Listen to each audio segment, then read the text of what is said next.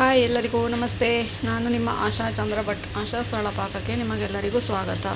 ಇವತ್ತು ನಾವು ಒಂದು ರುಚಿಯಾದ ಗರಿಗರಿಯಾದ ಒಂದು ವಾರ ಅಥವಾ ಒಂದು 10 ದಿವಸ ಸ್ಟೋರ್ ಮಾಡುವಂತಹ ಅಥವಾ ಮಕ್ಕಳಿಗೆ ಹಾಸ್ಟೆಲಿಗೆ ಹೋಗುವಾಗ ಅಥವಾ ಒಬ್ಬೊಬ್ಬರೇ ಇರುವಲ್ಲಿ ಹೋಗುವಲ್ಲಿಗೆ ತಗೊಂಡೋಗ್ಲಿಕ್ಕೆ ಅಂತೇಳಿ ಮಾಡುವಂತಹ ಒಂದು ವಡೆಯನ್ನು ಇವತ್ತು ಹೇಗೆ ಮಾಡೋದು ಅಂತ ಹೇಳೋದನ್ನು ತೋರಿಸ್ಕೊಡ್ತಾ ಇದ್ದೇವೆ. ಬನ್ನಿ ಸ್ನೇಹಿತರೆ, ಇದನ್ನು ಹೇಗೆ ಮಾಡೋದು ಅಂತೇಳಿ ನೋಡುವ.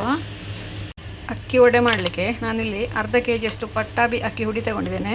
ಹಾಗೆಯೇ ಅರ್ಧ ಟೀ ಸ್ಪೂನಷ್ಟು ಜೀರಿಗೆ, ರುಚಿಗೆ ಬೇಕಾದಷ್ಟು ಉಪ್ಪು, ನಾನಿಲ್ಲಿ ಒಂದು 3/4 ಟೀ ಸ್ಪೂನಷ್ಟು ತಗೊಂಡಿದ್ದೇನೆ. ಒಂದು ಹಿಡಿಯಷ್ಟು ಕೈಯಲ್ಲಿ ಒಂದು ಇಷ್ಟ ಆಗುವಷ್ಟು ಒಂದು ಕಾಯಿ ತಗೊಂಡಿದ್ದೇನೆ. ಹಾಗೆ 1 ಕಪ್ಪಷ್ಟು, 1 ಕಪ್ ಅಂದರೆ ಇದು ಅಂದಾಜು ಒಂದು 150 ಗ್ರಾಮ್ ಅಷ್ಟು ಆಗ್ಬೋದು. ನಾವು ಕಾಫಿ ಎಲ್ಲ ಕುಡಿಯುವಂಥ ಕಪ್ಪಿದು, ಆ ಕಪ್ಪಲ್ಲಿ 1 ಕಪ್ ತಗೊಂಡಿದ್ದೇನೆ ನಾನಿಲ್ಲಿ. ಮೊದಲಿಗೆ ಈ ಉದ್ದಿನ ಬೇಳೆಯನ್ನು ಕೆಂಪಾಗುವವರೆಗೆ ಫ್ರೈ ಮಾಡಿಕೊಳ್ಬೇಕು. ಸಣ್ಣ ಉರಿಯಲ್ಲೇ ಮಾಡಿಕೊಳ್ಳಿ ಇದನ್ನು. ಇದು ನೋಡಿ, ಈಗ ಕೆಂಪು ಕಲರ್ ಬಂತು, ಇದು ಸಾಕಿದೆ. ಈಗ ಒಳ್ಳೆ ಪರಿಮಳ ಬರ್ತಾ ಉಂಟು. ಇದನ್ನೀಗ ಗ್ಯಾಸ್ ಆಫ್ ಮಾಡಿ ಪೂರ್ತಿ ತಣ್ಣಗಾದ ನಂತರ ಇದನ್ನು ಪೌಡ್ರ್ ಮಾಡಿಕೊಂಡು ಆಮೇಲೆ ಕಾಯಿ ಹಾಗೂ ಜೀರಿಗೆ ಹಾಕಿ ಇದನ್ನು ರುಬ್ಬಿಕೊಳ್ಳುವ. ಮಿಕ್ಸಿ ಜಾರಿಗೆ ಹಾಕ್ಕೊಂಡು ಈಗ ತರಿ ಹುಡಿ ಮಾಡಿಕೊಂಡಿದ್ದೇನೆ. ಇದಕ್ಕೆ ಈಗ 1 ಹಿಡಿಯಷ್ಟು ಕಾಯಿ ಹಾಕ್ಕೊಳ್ತೇನೆ. ಹಾಗೆಯೇ ಜೀರಿಗೆ ಹಾಗೂ ಉಪ್ಪು ಕೂಡ ಇದಕ್ಕೆ ಹಾಕ್ಕೊಳ್ತೇನೆ ನಾನು. ಯಾವ ಕಪ್ಪಲ್ಲಿ ಉದ್ದಿನಬೇಳೆ ಹಾಕಿದ್ದೇನೆ ಅದೇ ಕಪ್ಪಲ್ಲಿ 1 ಕಪ್ ನೀರು ಹಾಕ್ಕೊಳ್ತಾ ಇದ್ದೇನೆ. ಪುನಃ ಅದಕ್ಕೆ ಅರ್ಧ ಕಪ್ ನೀರು ಹಾಕ್ಕೊಂಡು ನೋಡಿ, ನುಣ್ಣಗೆ ದೋಸೆ ಹಿಟ್ಟಿನ ಹದಕ್ಕೆ ನುಣ್ಣಗೆ ರುಬ್ಬಿಕೊಳ್ಬೇಕು ಇದನ್ನು ಈಗ ಹಾಗೆ ಸೈಡಿಗೆ ಇಟ್ಕೊಳ್ತೇನೆ. ಈಗ ಒಂದು ಬೌಲ್ ತಗೊಂಡು ಅದಕ್ಕೆ ಅಕ್ಕಿ ಹಿಟ್ಟನ್ನು ಹಾಕ್ಕೊಳ್ತೇನೆ. ಅರ್ಧ ಕೆಜಿ ಹಾಕ್ಕೊಂಡಿದ್ದೇನೆ ನಾನಿಲ್ಲಿ. ಅಕ್ಕಿ ಹಿಟ್ಟಿಗೆ ನಾನಿಲ್ಲಿ ಒಂದು 5 ಟೇಬಲ್ ಸ್ಪೂನ್ ಆಗುವಷ್ಟು ಒಂದು ಎಣ್ಣೆ ತಗೊಂಡಿದ್ದೇನೆ. ಅಂದರೆ ನೀವು ಯಾವ ಕಪ್ಪಲ್ಲಿ ಉದ್ದು ತಗೊಂಡಿದ್ದೀರಿ ಅದರಲ್ಲಿ ಒಂದು 1/4 ಕಪ್ ಆಗುವಷ್ಟು ಎಣ್ಣೆ ತಗೊಂಡಿದ್ದೇನೆ. ಎಣ್ಣೆ ಈಗ ಒಳ್ಳೆ ಬಿಸಿ ಆಗಲಿ. ಒಳ್ಳೆ ಬಿಸಿಯಾದ ಎಣ್ಣೆಯನ್ನು ಈಗ ಇದಕ್ಕೆ ಹಾಕ್ಕೊಳ್ತಾ ಇದ್ದೇನೆ. ಇದನ್ನು ಈಗ ಒಮ್ಮೆ ಚೆನ್ನಾಗಿ ಮಿಕ್ಸ್ ಮಾಡಬೇಕು. ಇದು ಎಣ್ಣೆ ತಣಿಲಿ, ಬಿಸಿ ಎಣ್ಣೆಗೆ ಕೈ ಹಾಕಬೇಡಿ. ಎಣ್ಣೆ ಸ್ವಲ್ಪ ತಣದ ನಂತರ ಇದನ್ನು ಸರಿಯಾಗಿ ಮಿಕ್ಸ್ ಮಾಡಿಕೊಂಡು ಸರಿಯಾಗಿ ಅದು ಹೀಗೆ ಕೈಯಲ್ಲಿ ಹಿಡಿಯುವಾಗ ಈ ಥರ ಮುದ್ದೆ ಕಟ್ಟಲಿಕ್ಕೆ ಬರಬೇಕು, ಆ ಥರ ಮಿಕ್ಸ್ ಮಾಡಿಕೊಳ್ಬೇಕು. ಇದೀಗ ಆಗಲಿಲ್ಲ.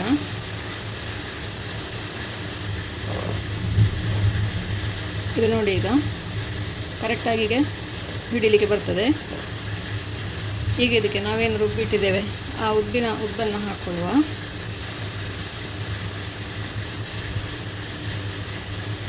ಉದ್ದು ಕಡಿಮೆ, ಈಗ ಆಲ್ಮೋಸ್ಟ್ ನಾನು ಹತ್ರ 2 ಕಪ್, 1.5 ಕಪ್ಪಿಂದ ಒಂದು ಸ್ವಲ್ಪ ಜಾಸ್ತಿ, 2 ಕಪ್ಪಿಂದ ಒಂದು ಸ್ವಲ್ಪ ಕಡಿಮೆ ನೀರು ಹಾಕ್ಕೊಂಡಿದ್ದೇನೆ. ಈಗ ನೀರು ಎಷ್ಟು ಬೇಕಾಗ್ತದೆ ಅಂತೇಳಿ ನೋಡಿಕೊಂಡು ಆಮೇಲೆ ಸೇರಿಸ್ಕೊಳ್ಳುವ. ಇದನ್ನೀಗ ಸರಿಯಾಗಿ ಒಮ್ಮೆ ಮಿಕ್ಸ್ ಮಾಡಿಕೊಳ್ಳುವ. ಕಡಿಮೆ ಆಯಿತು ಅಂತಾದರೆ ಮತ್ತೆ ಸೇರಿಸ್ಕೊಳ್ಳುವ ಅದನ್ನು. ಯಾಕಂದರೆ ನಮಗೆ ಹಿಟ್ಟು ಗಟ್ಟಿಯಾಗಿ ಬೇಕು, ತುಂಬ ಸಾಫ್ಟಾಗಿ ಚಪಾತಿ ಹಿಟ್ಟಿನಾಗೆ ಬೇಡ ನಮಗಿದು. ಮತ್ತು ಕೈಯಲ್ಲೇ ಕಲಸ್ಕೊಳ್ಳಿ, ಸೌಟಲ್ಲಿ ಕಲಿಸ್ಬೇಡಿ. ಅಂದರೆ ಅದು ಸರಿಯಾಗಿ ಮಿಕ್ಸ್ ಆಗಬೇಕು. ಅದನ್ನು ನಾದಿದ ಹಾಗೆ ಬರಬೇಕು. ಅದು ನಾದಲಿಕ್ಕಿಲ್ಲ, ಆದರೆ ನಾದಿದ ಹಾಗೇ ಬರಬೇಕು. ನೋಡಿ, ಈ ಥರ ಅದನ್ನು ಸರಿಯಾಗಿ ಮಿಕ್ಸ್ ಮಾಡಿಕೊಳ್ಬೇಕು. ಈ ನಿಮ್ಮ ಮಿಕ್ಸಿಂಗಲ್ಲೇ ನಿಮ್ಮ ಒಡೆ ಉಬ್ಬುವ ರೀತಿ ಇರ್ತದೆ.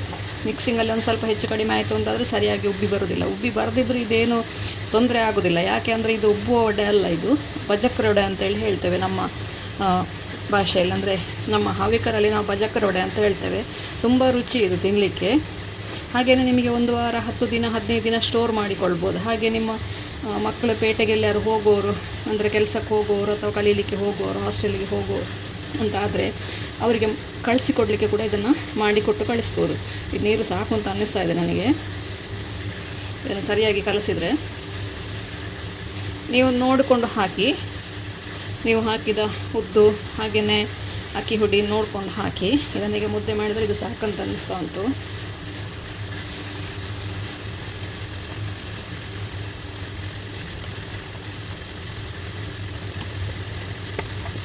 ಸರಿಯಾಗಿ ನೋಡಿ, ಇದು ಈ ಥರ ಒಂದು ಮುದ್ದೆ ಹಾಗೆ ಬರಬೇಕಿದು, ಅಷ್ಟು ಬೇಕಾಗ್ತದೆ. ನೋಡಿ, ಇದೀಗ ರೆಡಿ ಆಯಿತು. ನೋಡಿ, ಇದು ಕರೆಕ್ಟಾಗಿ ಮುದ್ದೆಯಾಗಿ ಬರಲಿಕ್ಕೆ ಶುರುವಾಯಿತು. ಕೈಯನ್ನು ಚೆನ್ನಾಗಿ ಒಮ್ಮೆ ತೊಳ್ಕೊಳ್ಳಿ. ಆಮೇಲೆ ಹೀಗೆ ಮುಟ್ಟುವಾಗ ಅದು ಕೈಗೆ ಅಂಟಬಾರ್ದು. ನೋಡಿ, ಪಾತ್ರೆಗೆ ಕೈಗೆ ಎಲ್ಲಿ ಕೂಡ ಇದು ಅಂಟುವುದಿಲ್ಲ. ನೋಡಿ, ಪಾತ್ರೆ ತೊಳಿಲಿಲ್ಲ ನಾನೇನು. ಎಲ್ಲಿ ಕೂಡ ಅಂಟಿಕೊಳ್ಬಾರ್ದು, ಆ ಥರ ಹಿಟ್ಟು ರೆಡಿ ಆಗಬೇಕು. ನೋಡಿ ಇದು ಈಗ ರೆಡಿ ಆಯಿತು.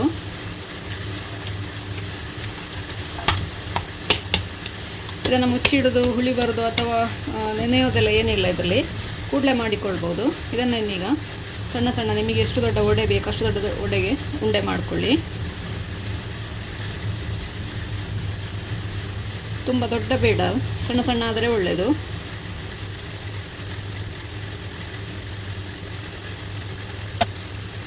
ಈ ಥರ ಒಂದಷ್ಟು ಉಂಡೆಗಳನ್ನು ರೆಡಿ ಮಾಡಿ ಇಟ್ಕೊಳ್ಳೋದು. ಫಸ್ಟಿಗೆ ದೊಡ್ಡ ಒಂದು ಪ್ಲಾಸ್ಟಿಕ್ ತಗೊಂಡು ಅಥವಾ ಬಾಳೆ ಎಲೆ ತಗೊಂಡು ಅದಕ್ಕೊಂದು ಸ್ವಲ್ಪ ಎಣ್ಣೆ ಹಾಕ್ಕೊಂಡು ಎಣ್ಣೆಯನ್ನು ಪೂರ್ತಿ ಕಾರ್ನರ್ ಟು ಕಾರ್ನರ್ ಸ್ಪ್ರೆಡ್ ಮಾಡಿಕೊಳ್ಬೇಕು. ಇಲ್ಲದಿದ್ದರೆ ಮತ್ತೆ ನಿಮಗೆ ತೆಗೀಲಿಕ್ಕೆ ಬರೋದಿಲ್ಲ ವಡೆ.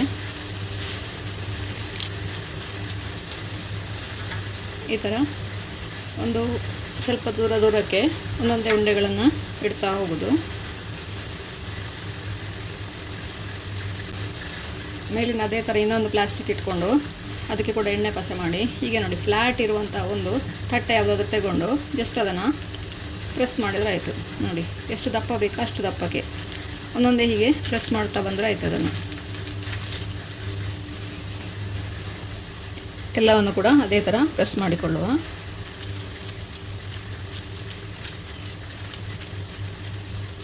ವಡೆ ಒತ್ತಿಕೊಂಡು ರೆಡಿ ಆಯಿತು. ಈಗ ಎಣ್ಣೆ ಬಿಸಿ ಆಗಲಿಕ್ಕೆ ಇಟ್ಟಿದ್ದೇನೆ. ಇಲ್ಲಿ ಎಣ್ಣೆ ಸರಿಯಾಗಿ ಸ್ಮೋಕಿ ಆದ ನಂತರ ಒಂದೊಂದೇ ವಡೆಯನ್ನು ತೆಗೆದು ಇದಕ್ಕೆ ಬಿಟ್ಟರೆ ಆಯಿತು.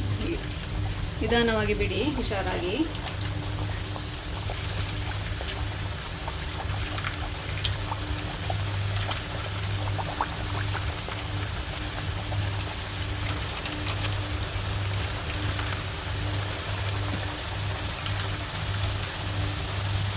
ಅದು ನೋಡಿ ಹೇಗೆ ಉಬ್ಬಿಕೊಂಡು ಬರ್ತಾ ಇದೆ ಅಂತೇಳಿ. ಒಂದೊಂದೇ ಹಾಕ್ತಾ ಇದ್ದಾಗೆ ಅದು ಉಬ್ಬಿಕೊಂಡು ಮೇಲೆ ಬರ್ತದೆ. ನೀವೇನು ಮುಟ್ಟುವ ಅವಶ್ಯಕತೆ ಇಲ್ಲ ಅಥವಾ ಅದಕ್ಕೆ ಮೇಲಿಂದ ಎಣ್ಣೆ ಹಾಕುವ ಅವಶ್ಯಕತೆ ಇಲ್ಲ. ನೋಡಿ ಎಷ್ಟು ನೀಟಾಗಿ ಉಬ್ಬಿಕೊಂಡು ಬರ್ತಾ ಇದೆ ಅಂತೇಳಿ. ಪಾನಿಪುರಿ ಕೂಡ ಮಾಡಿಕೊಳ್ಬೋದು, ಆ ಥರ ಉಬ್ಬಿ ಬರ್ತಾ ಇದೆ.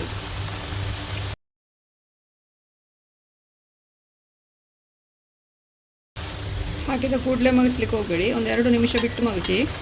ಅಷ್ಟೊತ್ತಿಗೆ ಅದು ನೋಡಿ ಗರಿ ಗರಿ ಆಗಿರ್ತದೆ. ಇನ್ನು ಇದನ್ನು ಪೂರ್ತಿ ಗರಿ ಗರಿ ಸಾಫ್ಟ್ ಬೇಕು ಅಂತಾದರೆ ಈಗಲೇ ಆವಾಗಲೇ ತಿನ್ನೋದಂತಾದರೆ ಈಗಲೇ ತೆಗಿಬೋದು, ಇದನ್ನು ಈಗಲೇ ತಿನ್ಬೋದು. ಇಲ್ಲ ನೀವು ಸ್ಟಾಕ್ ಮಾಡೋದಾದರೆ ಇನ್ನೂ ಸ್ವಲ್ಪ ಒಂದು ಗೋಲ್ಡ್ ಬ್ರೌನ್ ಬರೋವರೆಗೆ ಇದನ್ನು ಫ್ರೈ ಮಾಡಬೇಕಾಗ್ತದೆ. ನೋಡಿ ಎಷ್ಟು ಚೆನ್ನಾಗಿ ಉಬ್ಬಿ ಬಂದಿದೆ ಅಂತೇಳಿ. ಒಂದು ಪೂರಿ ಕೂಡ ಬಾಕಿ ಇಲ್ಲ, ಎಲ್ಲ ಕೂಡ ಚೆನ್ನಾಗಿ ಉಬ್ಬಿ ಬಂದಿದೆ. ಎಷ್ಟು ಸುಲಭವಾಗಿ, ಎಷ್ಟು ಆರಾಮವಾಗಿ ನೀವು ಒಂದು ಮ್ಯಾಕ್ಸಿಮಮ್ ಒಂದು 1/4 ಗಂಟೆ ಒಳಗೆ ಸಾಯಂಕಾಲದ ಸ್ನ್ಯಾಕ್ ರೆಡಿ ಮಾಡಿಕೊಳ್ಬೋದು.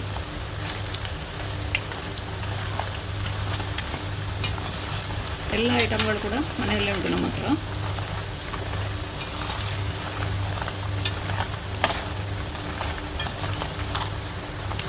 ಎರಡು ಮೂರು ಸತಿ ಮಗಚುತ್ತಾ ಇದೆ ಅವಾಗವಾಗ. ನಿಮಗಿದು ತೆಗಿಲಿಕ್ಕೆ ಅಂದಾಜಾಗೋದಿಲ್ಲ ಅಂತಾದರೆ ಇದು ನೋಡಿ, ಈಗ ಪೂರ್ತಿಯಾಗಿ ನೊರೆ ಬರೋದು ನಿಂತಿದೆ ಅಂತ ಅಂದರೆ ಇದು ಬೆಂದಿದೆ ಅಂತೇಳಿ ಅರ್ಥ. ಗರಿ ಗರಿ ಆಗಿದೆ ನೋಡಿ. ಇದನ್ನು ಈಗ ತೆಗೆದುಕೊಳ್ಳುವ.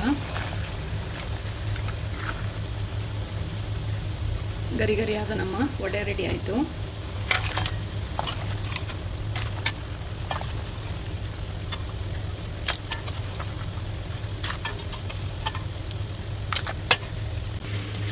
ಈ ಗರಿ ಗರಿಯಾದ ವಡೆಯನ್ನು ನೀವು ಕೂಡ ಒಮ್ಮೆ ಟ್ರೈ ಮಾಡಿ ನೋಡಿ.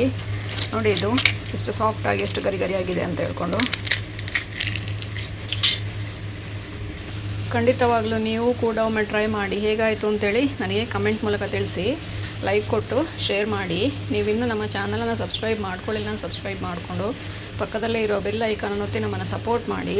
ಮುಂದಿನ ವೀಡಿಯೋದಲ್ಲಿ ಹೊಸ ಅಡುಗೆಯೊಂದಿಗೆ, ಹೊಸ ಇನ್ನೊಂದು ಹೆಲ್ದಿ ರೆಸಿಪಿಯೊಂದಿಗೆ ಪುನಃ ನಿಮ್ಮನ್ನು ಭೇಟಿ ಆಗ್ತೇನೆ. ಧನ್ಯವಾದಗಳು.